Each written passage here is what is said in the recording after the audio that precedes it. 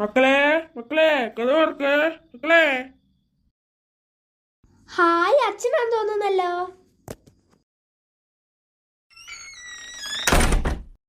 അച്ഛാ അച്ഛാ. എന്താ അച്ഛൻ്റെ രണ്ട് കണ്ണുമണികളെ? അച്ഛാ അച്ഛാ അച്ഛൻ വാങ്ങിച്ചോണ്ടെന്ന കവറിനകത്ത് രണ്ടെണ്ണത്തിന്റെ എന്താ ഇരിക്കുന്നേ? പിന്നെ നിങ്ങൾക്ക് അമ്മയ്ക്കും ഉള്ള ഫ്രൂട്ട്സും പിന്നെ ഇതിൻ്റെ അകത്ത് ചോക്ലേറ്റ്സും ഉണ്ട് നിങ്ങൾക്കുള്ള. പിന്നെ രണ്ടാമത്തേല് മീനൊക്കെയാ, ചൂരമീനൊക്കെ. അല്ല മക്കളെ, നിങ്ങളുടെ അമ്മൂമ്മ എന്തി? അമ്മൂമ്മയാണെങ്കിൽ ഭയങ്കര പാചകമാണ് അവിടെ അടുക്കളയില്. അല്ല മക്കളെ, നന്ദിനി എന്തി? അമ്മയാണെങ്കിൽ ബെഡ് ഇരിപ്പുണ്ട്. അമ്മേ. ആഹാ രമേശ, നീ വന്നോ? അന്ന് അമ്മ അങ്ങോട്ട് വരാം. അമ്മ ഇത്ര നേരം അടുക്കള കിടന്ന് ജോലിയല്ലേ. അമ്മ കുറച്ചു നേരം റെസ്റ്റ് എടുക്കും, ഞാൻ അത്ര നേരം ജോലി ചെയ്യാം. മാർക്കേ. ഓ വേണ്ട മോനെ, ഞാൻ തന്നെ ചെയ്തോളാം. അതൊന്നും പറ്റത്തില്ല അമ്മേ, പോയ റെസ്റ്റ് എടുക്ക്. ശരി മോനെ. The next day.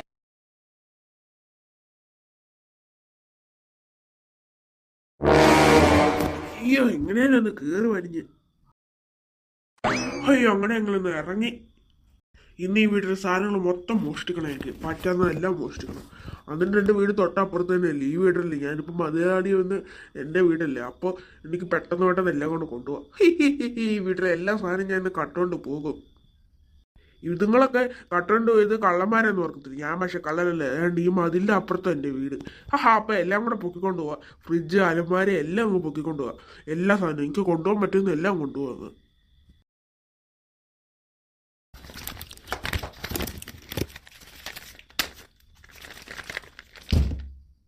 ഓ, ഇതെന്തൊരു കഥ ഇത്. ഇവരെന്തോ കുത്തിയിട്ട് വെച്ചേക്കുന്നത്. എന്നാലും പൊളിച്ചിട്ടേ കാര്യമുള്ളൂ.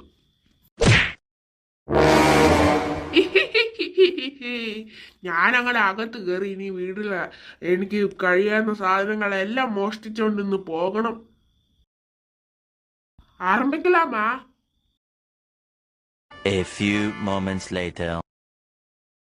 അങ്ങനെ അവിടുത്തെ സാധനങ്ങളെല്ലാം ഹാളിൽ കൊണ്ടുവച്ചിട്ടുണ്ട്. എനിക്ക് ആവശ്യമുള്ളതൊക്കെ ഇനി അടുക്കളയിൽ നിന്ന് എല്ലാം കൂടെ അവിടെ കൊണ്ടുവച്ചിട്ട് ഫ്രണ്ട് വാതിലിൽ കൂടെ തന്നെ ഇറങ്ങാം.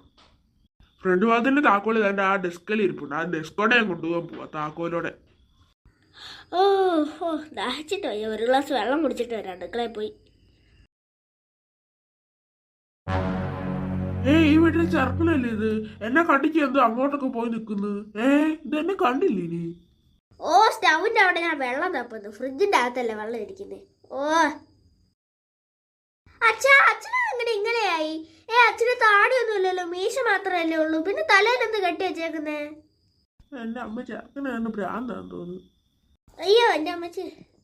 അച്ഛൻ ഇങ്ങനെ എന്തെങ്കിലുമൊക്കെ ആട്ടെ, കുറച്ചുകൂടെ കഴിയുമ്പോൾ ശരിയായിക്കോളും. ഞാൻ ഒരു ഗ്ലാസ് വെള്ളം എടുത്ത് കുടിക്കട്ടെ. ഈ ചെറുക്കനാണ് ഭ്രാന്താന്ന് തോന്നുന്നല്ലോ. ഇതുമാരെ മാറിയില്ലേ താടിയും പിന്നെ തലയെ കിടക്കുന്ന സാധനമൊന്നും. ഇതെന്തോ പറ്റി? വെള്ളം കുടിച്ചിരിക്കുന്ന സമയം കൊണ്ട് എല്ലാം പോവായിരിക്കും.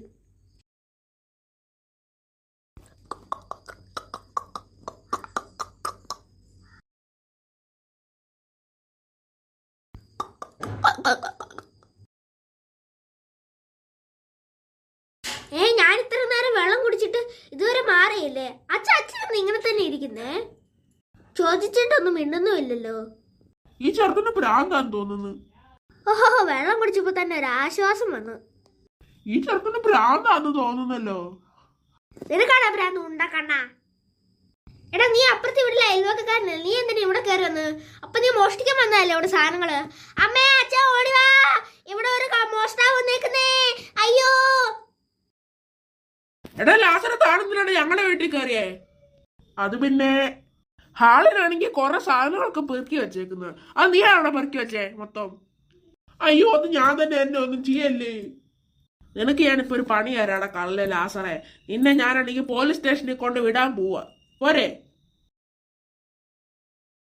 ഞാനിപ്പോ വെള്ളം കുടിക്കാൻ വന്നില്ലായിരുന്നെങ്കിൽ അവരിപ്പോ വീട്ടിലെ സാധനങ്ങൾ മൊത്തം കൊണ്ടുവരും. പിന്നെ അവിടെ പോയി തപ്പാനായിരുന്നു വീട്ടിലെ സാധനങ്ങൾ. ഇനി വേറെ വാങ്ങിക്കല്ല, വേറൊരു വഴിയില്ലായിരുന്നു. എന്തായാലും രക്ഷപ്പെട്ട്.